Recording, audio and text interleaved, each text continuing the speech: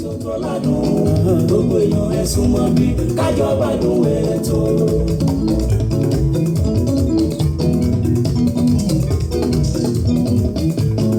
ètò àtàtà tá a ti ṣàpérò ní lórí ìlera ẹ̀dá pẹ̀lú oúnjẹ èyí tó lè ṣara wa lóore ara kéńké ètò tó dání nímọ̀ràn. ara kéńké ti dé ètò tó lóyìn ara kéńké ti dé ọba ètò ara kéńké ti dé ètò tó ládùn gbogbo èèyàn ẹ súnmọ́ bí kájọ gbádùn ètò.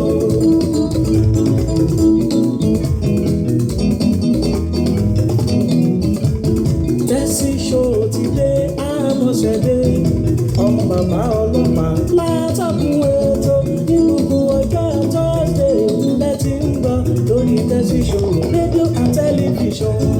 ara kéńké ti dé ètò tó lóyìn ara kéńké ti dé ọba ètò ara kéńké ti dé ètò tó ládùn gbogbo èèyàn ẹ súnmọ́ bí kájọ gbádùn ètò.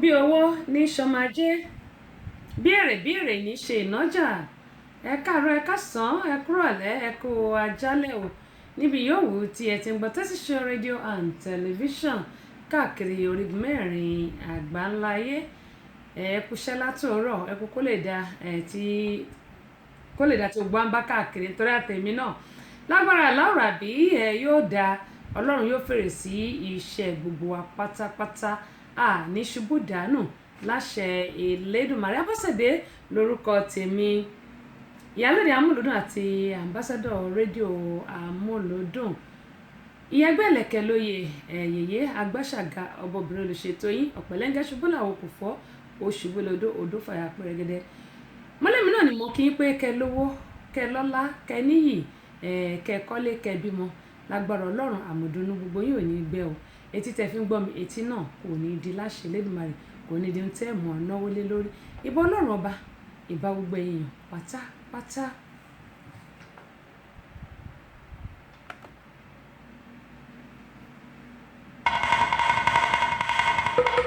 ìbà lọ́wọ́ ìdániwáyé o ọba tó dá gbogbo ayé pátá o ìbà lọ́wọ́ ọmọdé o ìbà àgbà ìbà lọ́wọ́ ọkùnrin ìbà lọ́wọ́ obìnrin ìbà lọ́wọ́ onílé o ìbà lọ́wọ́ àlejò ìbà lọ́wọ́ takọtabo ìbà lọ́wọ́ gbogbo sọ̀rọ̀ pèdèpèdè tí ń bẹ̀lẹ̀ yìí pátá ìbà lọ́wọ́ àfà ìbà lọ́wọ́ wòlíì ìbà gbogbo oníṣẹ̀ṣe nílẹ̀ yìí pátápátá ọ̀túndé o Tẹ́sí Show Abọ́sẹ̀dé ọmọ bàbá ọlọ́pàá Túndé yèyé àgbàṣàjà ọba obìnrin olùṣètò ó tún kalẹ̀ ìbàdí lórí ètò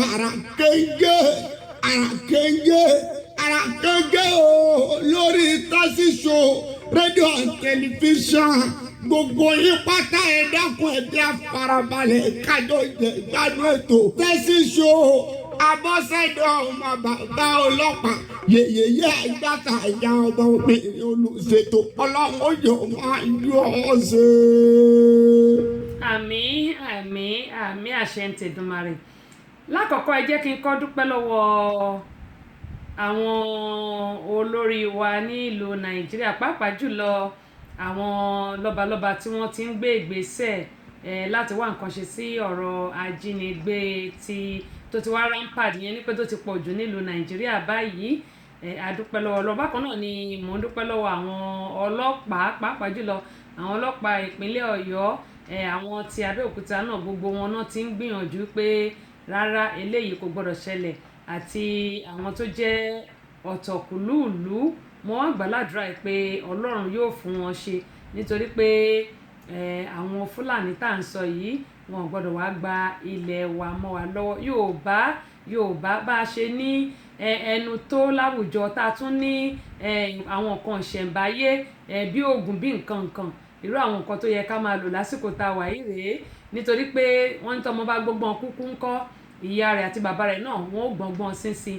àwọn Fúlàní wọn ìbọn nìkan náà ní, ṣùgbọ́n àwa a ní àwọn nǹkan ìṣẹ̀ǹbáyé tó jẹ́ pé wíbẹ̀ jẹ́ bẹ́ẹ̀ wọ́n ní ti Ọlọ́run ọba ni, ti èèyàn gan ni pàápàá.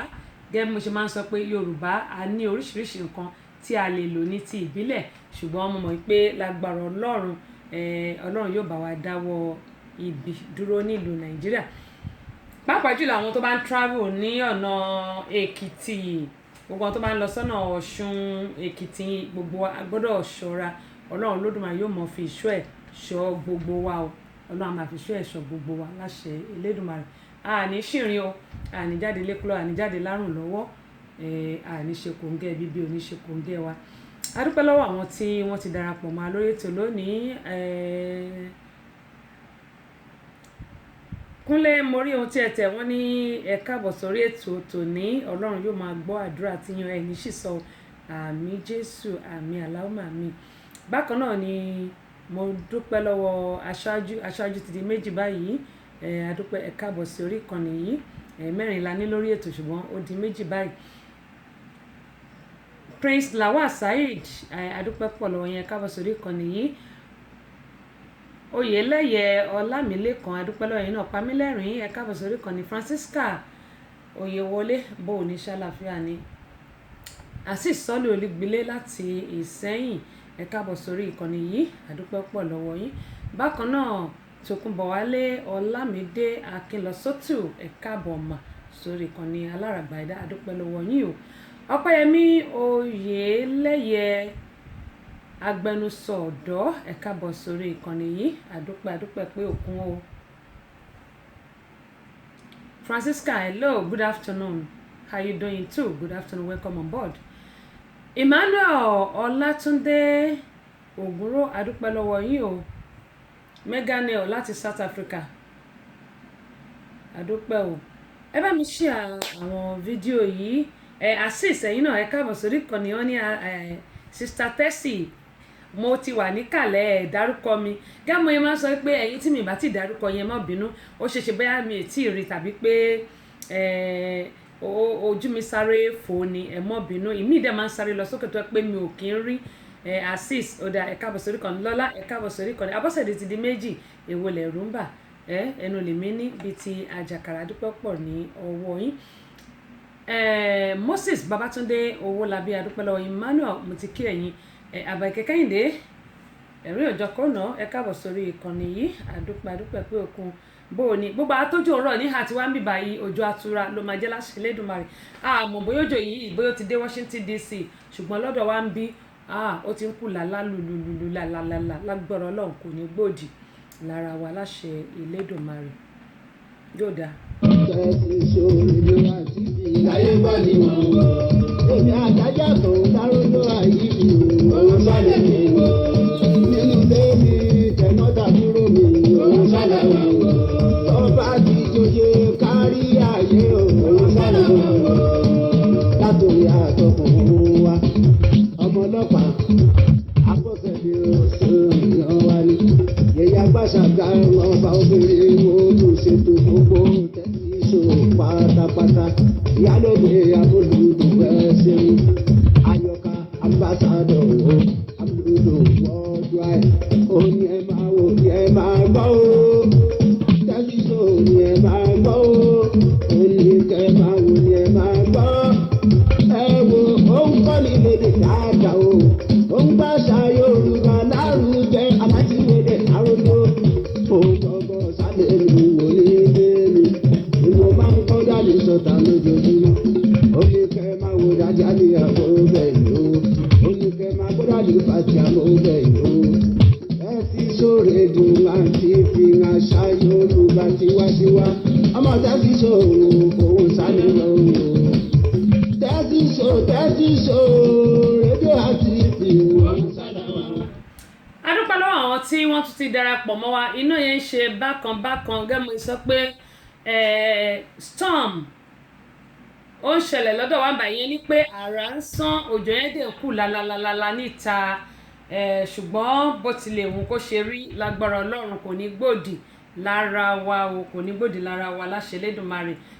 Òjò àtura náà ni yóò jẹ́ fún wa. ó dáa ẹ jẹ́ kí n kí bàbá Black ní Wákàjáyé nílùú Ìbàdàn ẹ bá ń kí bàbá o ẹ̀mí wọn á gùn kò ní gùngùn yà láṣẹ Elédùmarè ara wọn yóò lè sówó yóò lè sọmọ yóò lè sálàáfíà ẹ̀kú baálẹ̀ ọ̀rọ̀ ẹ bá ń kí bàbá JP ẹ bá ń kí wọn ní Black ní Wákàjáyé ẹ ní Abọ́sẹ̀dé ń kí wọn o ẹ bá ń kí bá mi ẹbí ní sàánú bẹ ṣe ń tẹ̀ ni mo ṣe ń rí bóò ní ẹ̀ka bọ̀ sórí kan náà ní Tessy Show something is happening in Naija o ẹ jẹ́ ká rí pé èwo ń bẹ̀ ẹbí ní sàánú ṣé Naija lẹ́yìn wà mo tẹ̀lé pa abroad lẹ́wọ̀ tó bá pẹ́ Naija lẹ́wà ẹ pàdé mi lọ́ọ̀dì 28 ẹ jẹ́ kí n rí gbọ́ ẹ tẹ́ bá tẹ̀ màá lè kà ẹ tẹ́ sí mi kí ni nǹkan tó ń ṣẹlẹ̀ Naija ṣé ti àwọn ajínigbé tí mo ti kọ́kọ́ sọ bóyá èyí tí mo ti sọ kẹ́yìn tó wọlé bóyá èyí tí mo ti sọ kẹ́yìn tó wọlé nǹkan tó bá ṣẹlẹ̀ ẹ̀yin náà ẹ lọ sórí messenger mi Tessy Show tàbí Ìyálóde èmi náà ni mo ní méjèèjì ẹ tẹ̀ lórí messenger mi ẹ tẹ̀ lórí messenger mi tí n bá wò ó tó bá bóyá nǹkan tí mo ti sọ kẹ́yìn tó wọlé ni àbí nǹkan tó ṣẹ̀ ń ṣẹlẹ̀ tó bá dẹ̀ pé ẹbí ní sàánú mi ò mọ bí tẹ́ bá wà once tó ti jẹ́ pé Naija lẹ́wà ẹ jẹ́ ká jọ pàdé lọ́ọ̀nì 28 ní Jesus Celebration Center kì í ṣe Jesus o Jesus JISOL Jesus Celebration Center flyer ó wà lórí péjì mi lágbára Ọlọ́run àwọn òní ṣìrìn ok Naija kọ́ lẹ́wà èwo ni no èwo ni yes ṣé Naija lẹ́wà tó bá jẹ́ Naija lẹ́wà ẹ kàn ṣe yes padà tó bá gbé kì í ṣe Naija ẹ kàn fi no sí ẹ má ṣe yes no kò ní yé mi màá wà confused. ó dá Olúwùmí Akínrọ́pò adúpẹ́ lọ́wọ́ yín o ẹ káàbọ̀ sórí ìkànnì yìí ẹ bá mi ṣe àwọn fídíò yìí Olúwùmí wọ́n ní ẹ kó ètò more grace àmì ò àtẹ̀yìn náà.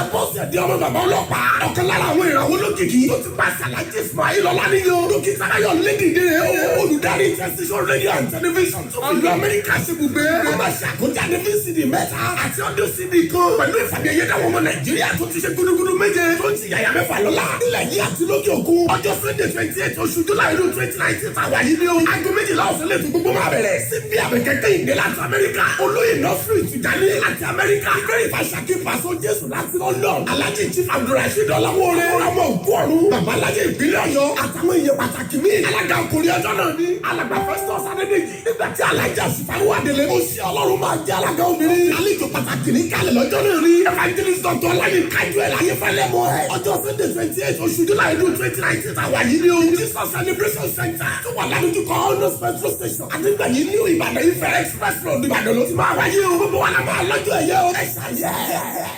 Fausat Adams ẹ káàbọ̀ sórí ìkànnì yìí mà mo dúpẹ́ ọwọ́ tí ẹ fi ṣíà fídíò yìí lágbára Ọlọ́run ọwọ́ náà ẹ ní fi gbọ́mọ sí o ìbànújẹ́ kò ní wọlé tọ̀yìn kórí bẹ́ẹ̀ Fẹ́mi Abọ́sẹ̀dé lílọ bíbọ̀ yín yóò máa dáa ni kórí bẹ́ẹ̀ Fẹ́mi Abọ́sẹ̀dé náà àti gbogbo àwọn olólùfẹ́ mi bẹ́ẹ̀ ṣe ń ṣe ẹ̀ ni mo ṣe rí bẹ́ẹ̀ ẹ ṣe ojú òní tì yín lágbára Ọlọ́run bẹ́ẹ̀ ṣe ń tì mí lẹ́yìn Ọlọ́run ní padà lẹ́yìn yín Ọlọ́run ní ṣètò ẹ̀ o Àbẹ̀kẹ́ Kẹ́hìndé Ọlọ́run ní ṣètò ẹ̀.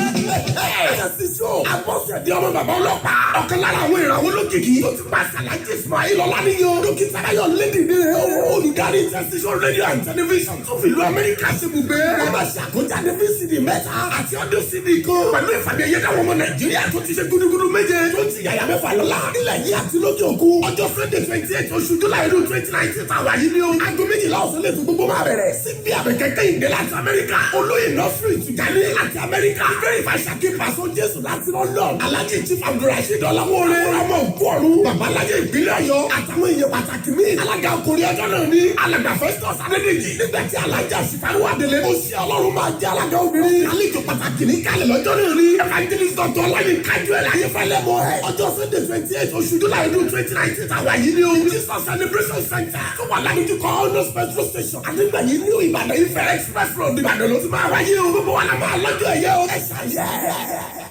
ó dà Mega Nail sister ẹ kú ètò hope you are doing fine ma bẹ́ẹ̀ ni grandma àlàáfíà everybody wọ́n wà thank you so much ọmọ ńkọ́ ìyàwó ńkọ́ everybody ńkọ́ Ọlọ́run á máa wà pẹ̀lú gbogbo wa o máa bá mi káwọn ará South Africa o.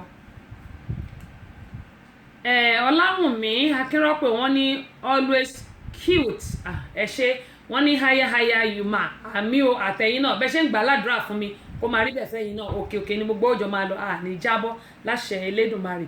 ẹ̀yin èèyàn wa nílé gẹ́mọ̀ sọ pé ẹbí ní sàánú Rájí Ọláwálé adúpẹ́ lọ́wọ́ yín o wọ́n láti fídíò wa ẹ lọ ẹbí ní sàánú ẹ lọ sórí ìyálóde amúlùdùn èmi náà ní tẹ́sí show náà ní ìyálóde amúlùdùn máa ti rí jákẹ́ẹ̀tì mi bẹ̀ ohun tẹ́ fẹ́ kí n mọ̀ ẹ tẹ̀ bákan náà tó bá dẹ̀ pé tẹ́sí show náà ni ẹ lọ sórí messenger mi ẹ tẹ̀ tó bá ti tẹ̀ nǹkan tẹ́ fẹ́ kí n mọ̀ ẹ tẹ̀ sí mi màá lè kà síta tó bá dẹ̀ pé nǹkan tí mo kàn lè sọ̀rọ̀ lé lórí màá sọ̀rọ̀ lé lórí Ògúntádé ò ní forward ever bẹ́ẹ̀ ni àtẹ̀yìn náà backward never ẹ ṣé gan ni Blessing Babson adúpẹ́ pọ̀ lọ́wọ́ yín o ẹ káàbọ̀ sórí ìkànnì gbogbo yín mo dúpẹ́ lọ́wọ́ ẹ̀ bákan náà kó tó di pé a máa tẹ́ pẹpẹ ètò torí pé omi ń bẹ láàmú bóò la ṣe máa ṣe máa lè parí ẹ̀ lónìí oríṣiríṣi ìṣẹ̀lẹ̀ ló ń ṣẹlẹ̀ káàkiri mẹ́rin àgbáńláyé Nàìjíríà ní kọ́kọ́ àti ibi tá a wà igan pàápàá Adéníyì Bámidélé wọ́n ní happy to see you all àbí o ẹ̀yin náà ẹ káàbọ̀ sórí ìkànnì yìí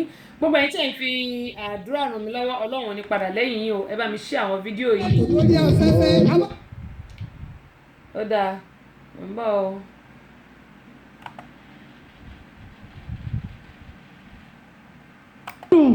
Ambassador amúlùdùn ìyá ẹgbẹ́ ìlẹ̀kẹ̀ lóye ọ̀pẹ́lẹ́ ẹgbẹ́ ṣubú làwọn kò fọ́ ó ṣubú lódó ṣe bí odó wọn òun fà ya pẹ̀rẹ̀gẹ̀dẹ̀ bí aṣọ Abọ́sẹ̀dé tí ń wẹ̀ lódò tí gbogbo ọmọkùnrin wọn fi yọwọ́ ṣe Abọ́sẹ̀dé tèmi ni ó gbà tèmi ni ó mú Abọ́sẹ̀dé tọpẹ́ tọwọ́ tẹsẹ̀ bí ọ̀lẹ àwẹ̀ Ìjẹ̀bú Ègbòrò ọmọ ọba ń ta ọmọ ẹ̀gbá àmọ̀ òdìmọ̀ lọ́tà odò tí mo bá fẹ́ rí lé ìyá rẹ̀ ilé ìtayé lójú èjì rẹ̀ ara àsọkò ṣe ń bẹ nílé ẹdún bẹ́ẹ̀ lẹ́jẹ̀ orí igi dàndàndìrí ara òpọ̀dà wọ́n fà mí rù mo fojú ṣe ojú ní pókí ìlú ní tiẹ̀ mi ọ̀rẹ́ ilé kísà ìyẹ́ka lásán Abọ́sẹ̀dé ti wà lórí ètò. bẹ́ẹ̀ ni a dúpẹ́ lọ́wọ́ Ọlọ́run àti wà lórí ètò gbogbo ẹ̀yin tí ẹ darapọ̀ mọ́ ní ọjọ́ Tuesday adúpẹ́ pọ̀ ní ọwọ́ yín ò tẹ́ darapọ̀ mọ́ lórí Amúlùdùn FM 99.1 tó wà ní Mọ́níyà nílùú Ìbàdàn ní ṣubú dànù láṣẹ Elédùmarè o Ọlọ́run yóò máa bá mi wà pẹ̀lú yín Alájà Àṣìṣà àti káàbọ̀ sórí kan ní Awópẹ̀kun Emmanuel Gbénga adúpẹ́ pé òkú lọ́wọ́ yín o kábíyèsí ọba Ṣọlá Kémisí orí adé Georgia mo kí yín pé káàbọ̀ sórí kan ní adúpẹ́ lọ́wọ́ yín o gbogbo ẹ̀yin tẹ́ ń bá mi share fídíò yìí gbogbo yín ni mo dúpẹ́ lọ́wọ́ ẹ̀ o ẹ ṣé gan ni ojú òní tì yín o. lákọ̀ọ́kọ́ ẹ jẹ́ kó bẹ̀rẹ̀ báyìí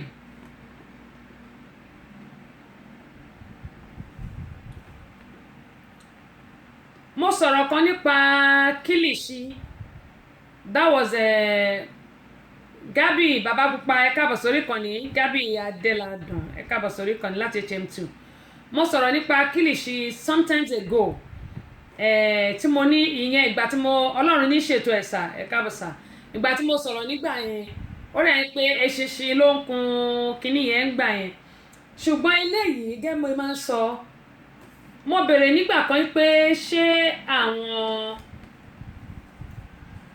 World Health Organization èmi kọ́ rò pé nígbà yẹn mo kọ́ sọ pé àwọn NAFDAC ẹnìkan wá ní rárá wọ́n wá ní àwọn World Health Organization WHO wọ́n ní àwọn ni wọ́n ní iṣẹ́ yẹn ṣe àpé nígbà kan wọléwọlé wà nílùú Nàìjíríà tó jẹ́ pé ìlú Nàìjíríà dáńgbà yẹn gan wá ní yóò wọlé rẹ yóò wọlé mi wọlé ń bọ̀ ayé àtijọ́ that was a long time ago tó jẹ́ pé everybody wọ́n máa ń sit right kò ní sí eṣinṣin tó máa kun igbá tó máa kun gbogbo ẹ̀ ṣùgbọ́n this time around gbogbo ọ̀nà ni àwọn èèyàn fi ń wá owó gbogbo ọ̀nà ni àwọn èèyàn fi ń wá owó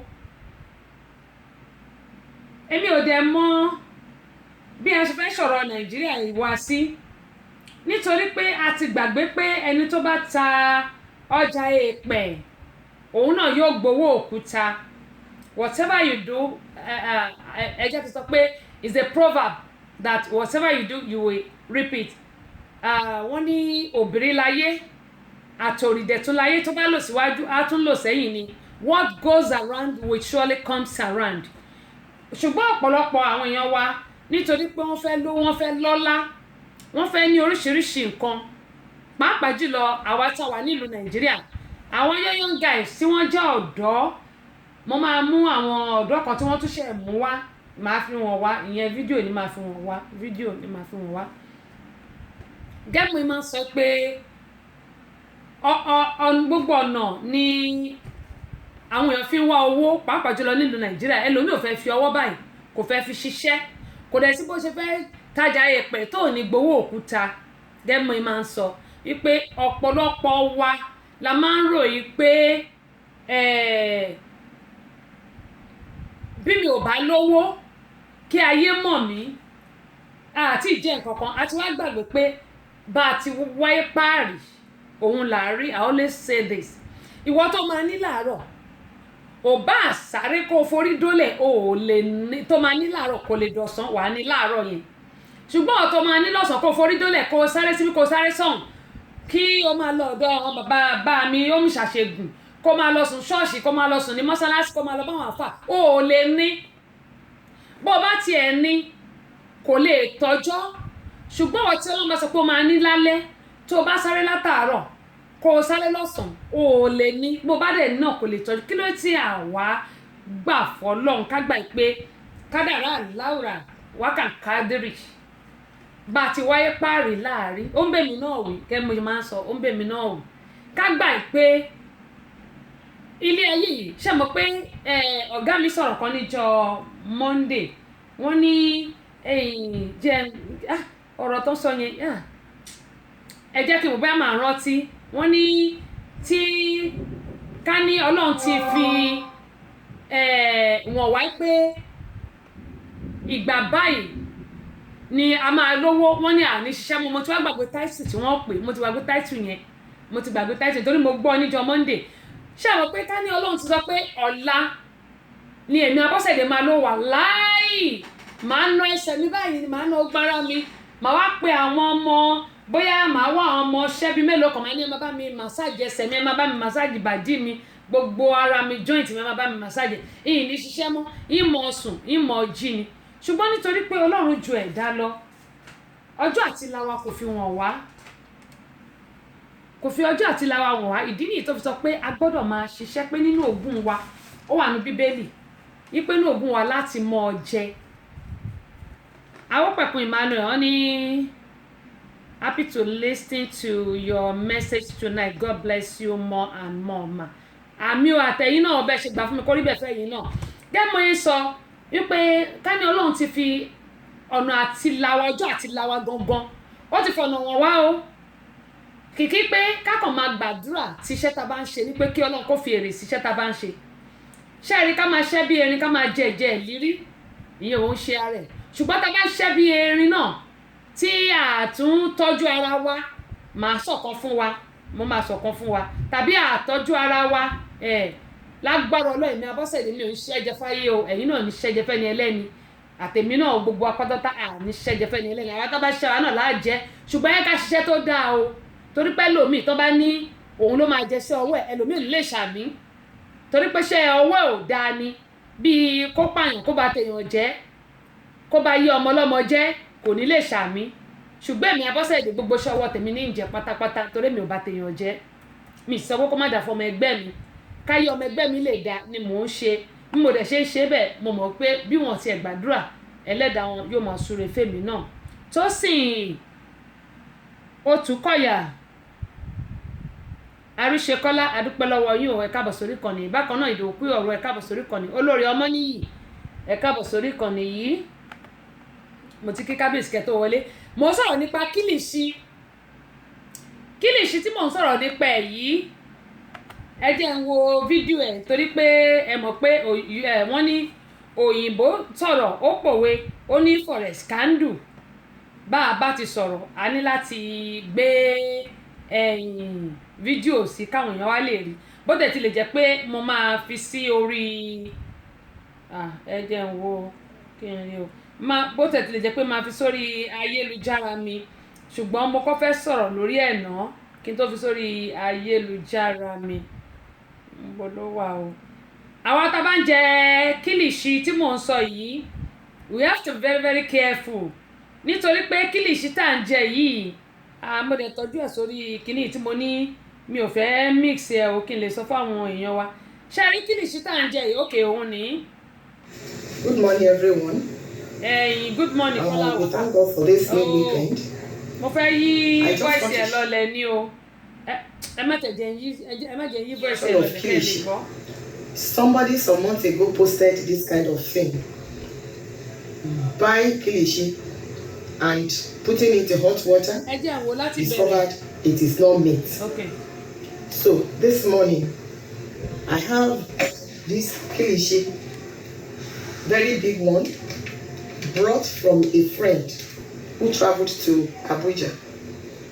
I decided to let my family hold on that they should not eat it presently so that we can use hot water to wash it just like the other person did.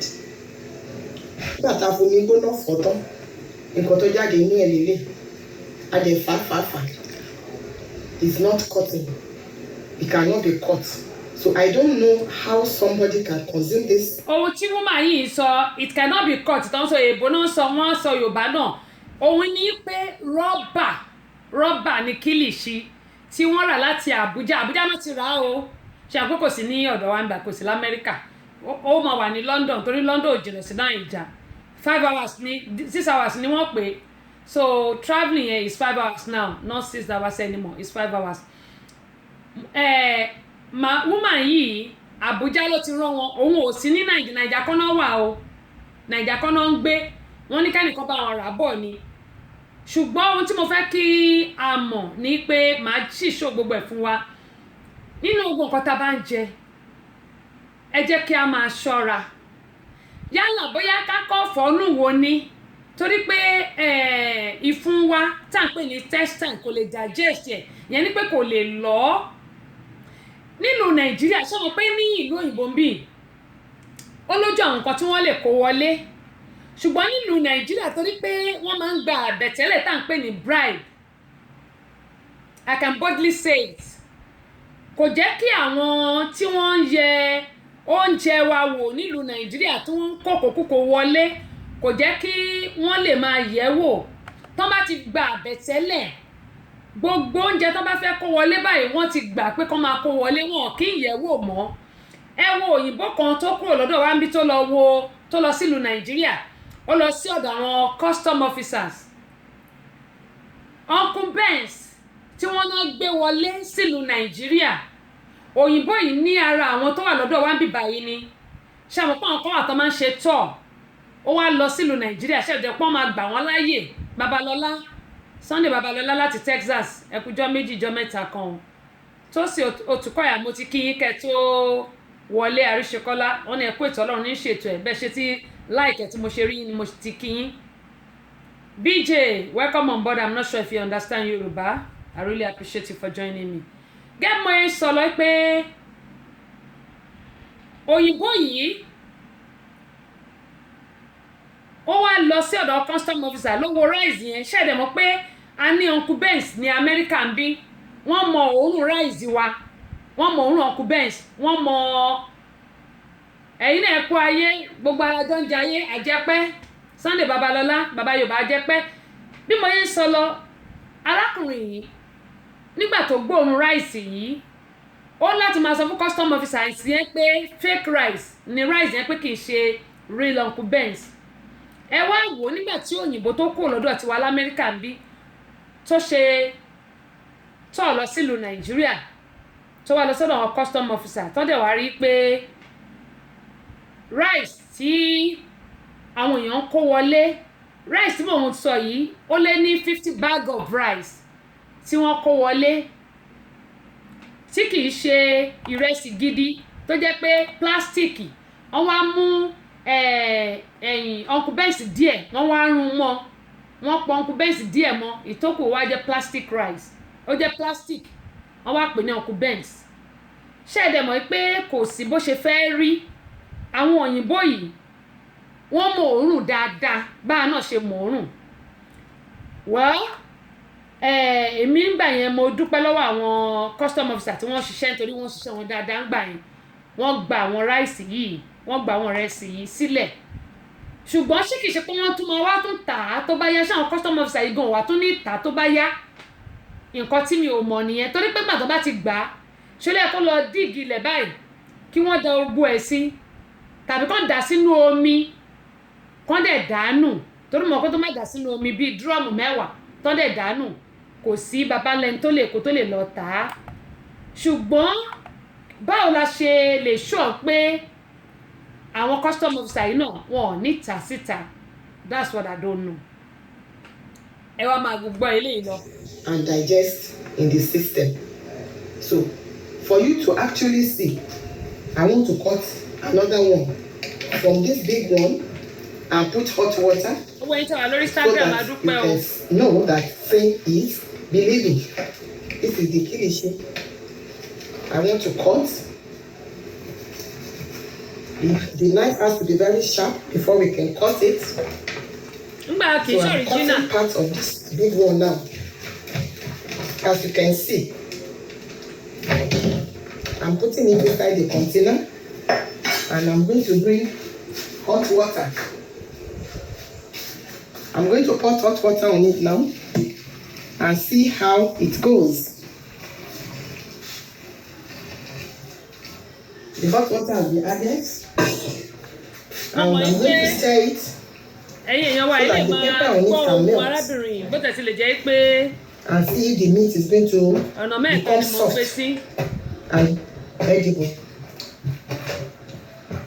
I'm washing it in hot water. I'm still turning it because the water is very hot. I cannot put my hand. Even the pepper that is added, you don't even know if it is real pepper because the coloring is so much. I'm even afraid if this one cannot be poison. It can be poisonous to human body into the system. Look at the kilishi, look at the meat. I don't know what this one is going to turn into. Just like the piece, the small piece that I have already cut. And it's a method on.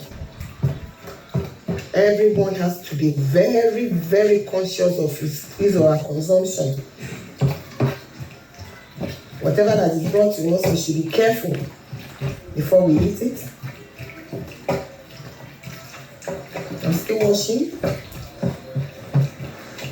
so that the pepper can be washed off. Let me remove it from the hot water and use ordinary water to wash it.